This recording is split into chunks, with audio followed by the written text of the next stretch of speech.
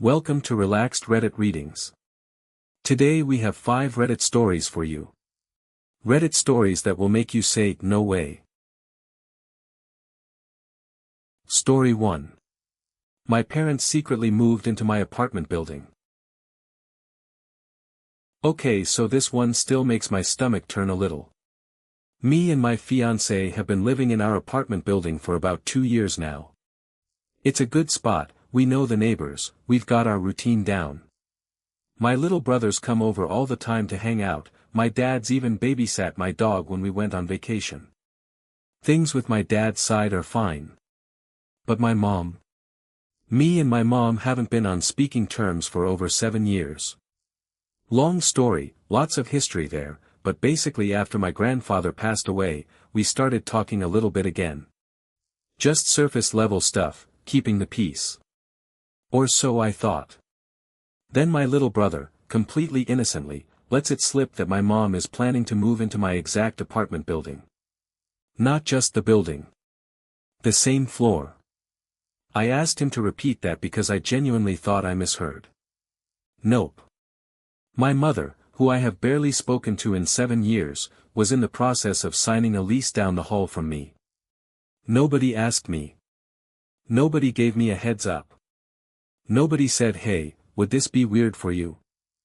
I had to find out through my 12-year-old brother like it was just casual family gossip. So when I found out, I called my dad, because apparently he knew too, and just didn't think to mention it. I asked him why nobody told me and he kind of brushed it off, said something like, well, it's a big building, you probably won't even run into each other much. Which, 1, that's not the point, and 2, that's kind of a lie because there's like 20 units in this building and we already run into our neighbors constantly. I told my dad I wasn't comfortable with this. That this is supposed to be my home, my safe space, somewhere I don't have to think about the tension with my mom every time I walk out my door to get the mail. He basically told me I was overreacting, that she has just as much right to live wherever she wants, and that I shouldn't make it a bigger deal than it is. So I brought it up with my mom directly. I asked her straight up, are you actually moving into my building? And she got defensive immediately, said she liked the area, the price was good, and she shouldn't have to avoid an entire apartment complex just because of our issues. Which, I mean, technically she's right, she can live wherever she wants. But come on. Out of every single building in this city, she picked mine. And didn't even give me a warning. My fiancé thinks I have every right to be upset, not necessarily about her moving into the area, but about the fact that nobody told me before it was basically already done. Like I found out after the lease was practically signed. There was no conversation, no heads up, no chance for me to even process it before it became reality. Now I'm dreading running into her in the hallway or the elevator or the mailroom. This was supposed to be the place where I got to just exist without the family drama following me around.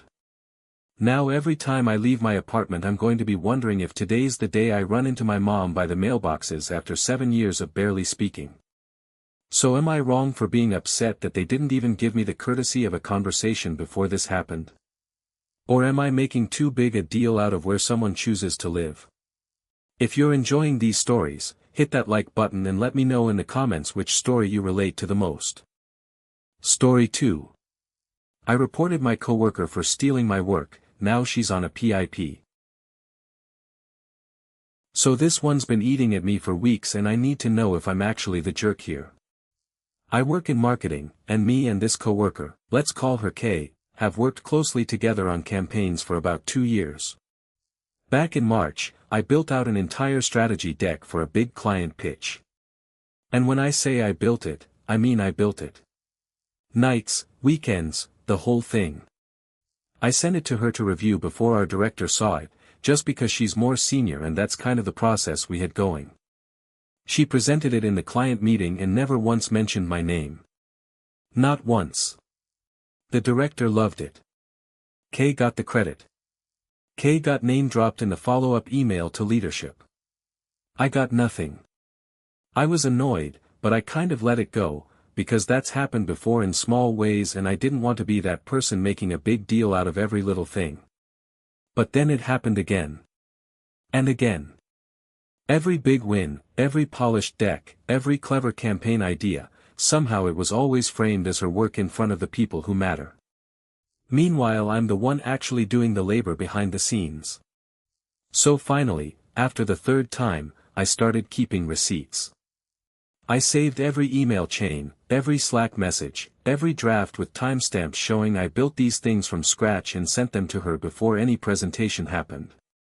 I brought it all to our director in a calm, professional way.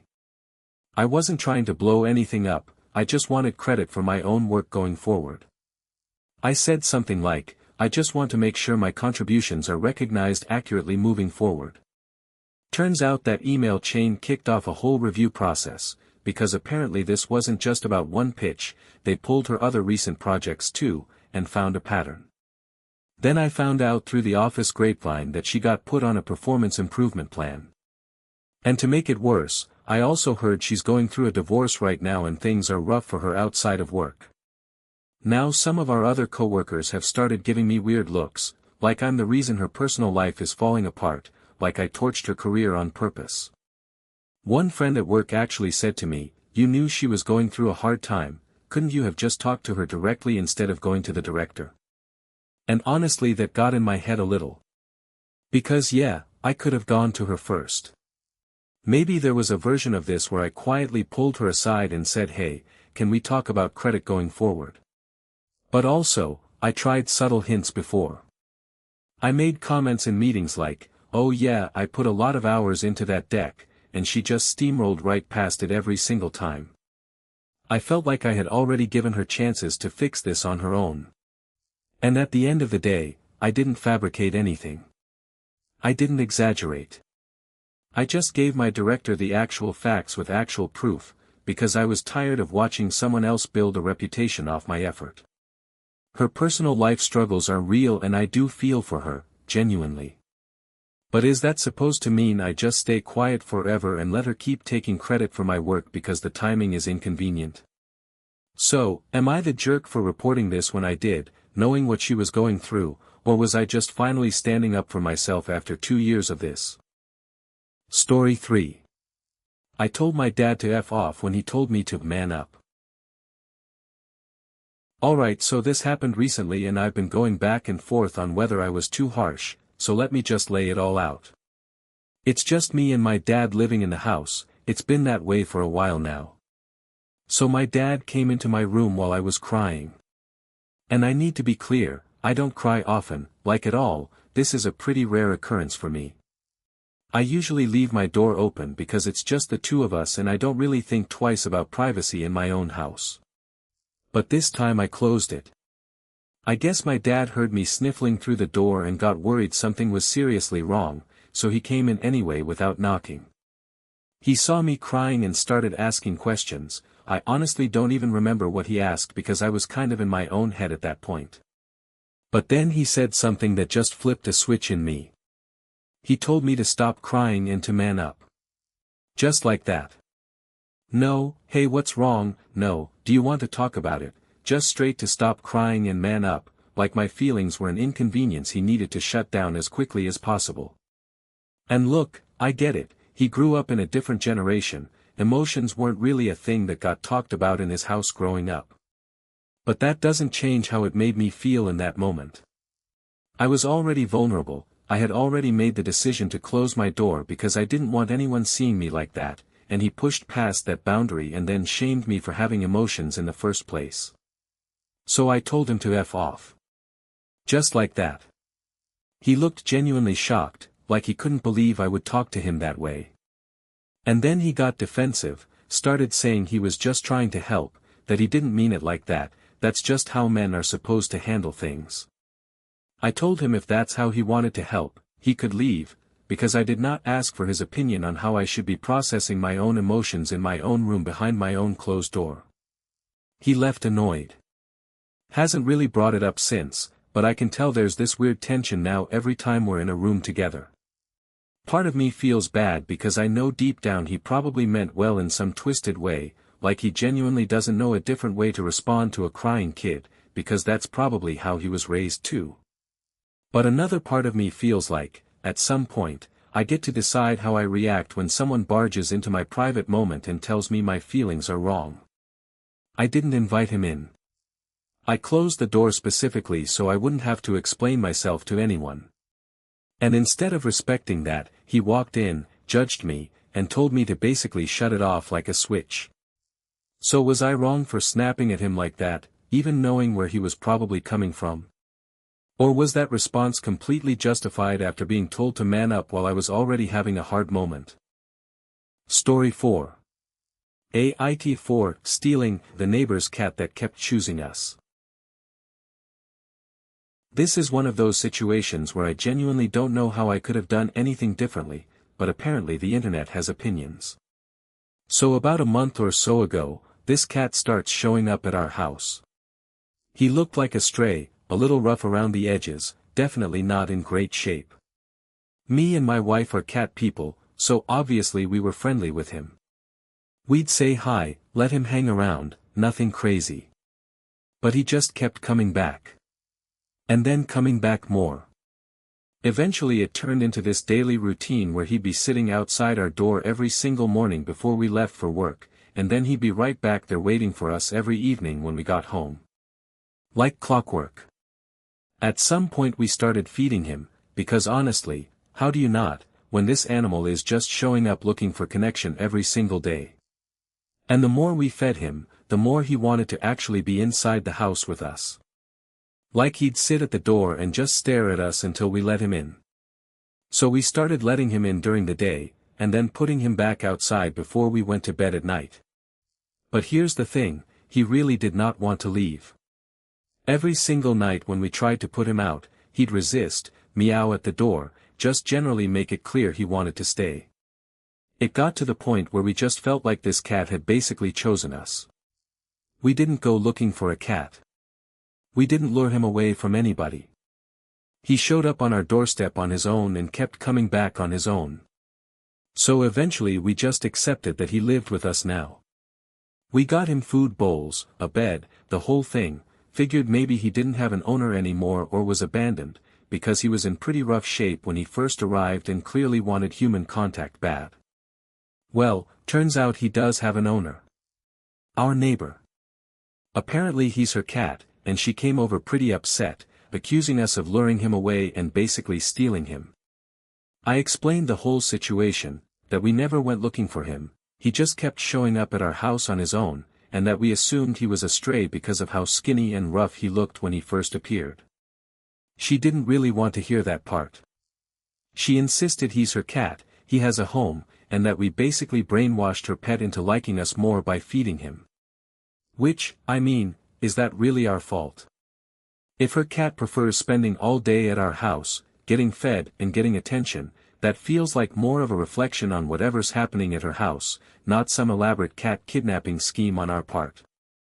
We didn't put a leash on him and drag him over. He walked over here on his own 4 paws, repeatedly, for weeks. At the same time, I get where she's coming from too. If my pet started spending all its time at a neighbor's house and barely wanted to come home, I'd probably feel some kind of way about that too. It probably feels like a rejection, honestly. But I don't think that makes it our fault that he prefers it here. So, are we the jerks for feeding a cat that kept coming to us on his own and eventually treating him like he was ours? Or is the neighbor blowing this out of proportion when her own cat is the one making the choice? Story 5. I accidentally ruined my cousin's surprise birthday party with one word.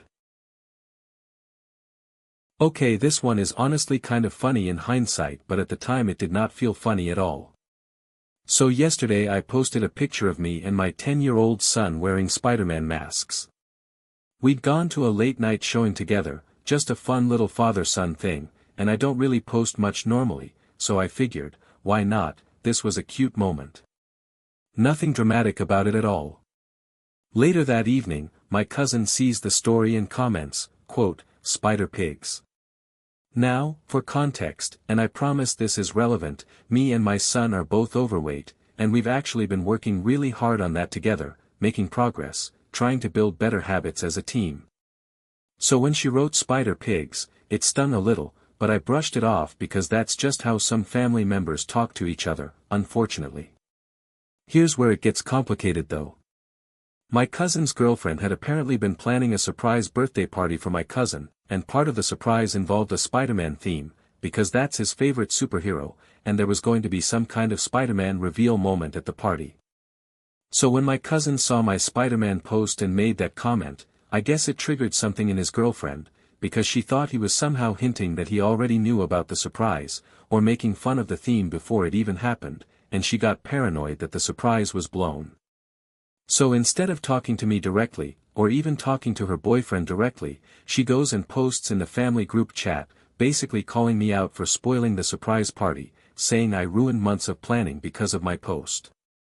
I was so confused, because I had no idea there even was a surprise party being planned. I wasn't in the loop on any of it. I just posted a photo of me and my kid in Halloween store masks after a movie. That's it. That's the whole crime. Now suddenly I'm being painted as the person who blew up a surprise party, when really it was my cousin's own comment on my post that set off a chain reaction that had nothing to do with me at all. I didn't even know the party was Spider-Man themed. I didn't know a party existed. I posted a picture completely unrelated to any of it, and then got dragged into random family drama because someone got paranoid and jumped to conclusions. When I tried to explain in the group chat that I had zero knowledge of any party, some family members believed me, but a couple of others sided with the girlfriend, saying I should have known better or should have asked before posting anything Spider-Man related this close to his birthday. Which feels insane, because how would I know that? I don't have access to anyone's party planning group chat. I just took my kid to a movie. So, am I the jerk here for posting an innocent picture that somehow got tangled up in someone else's surprise party plans falling apart? Or is this just a wild case of bad timing that got blamed on the wrong person? If you enjoyed these stories, drop a comment telling me which one was your favorite. And if you want more relaxed Reddit readings, make sure to like, subscribe, and hit the bell so you never miss a video. Thanks for watching. If you enjoyed these stories, like, comment and subscribe for more relaxed Reddit readings.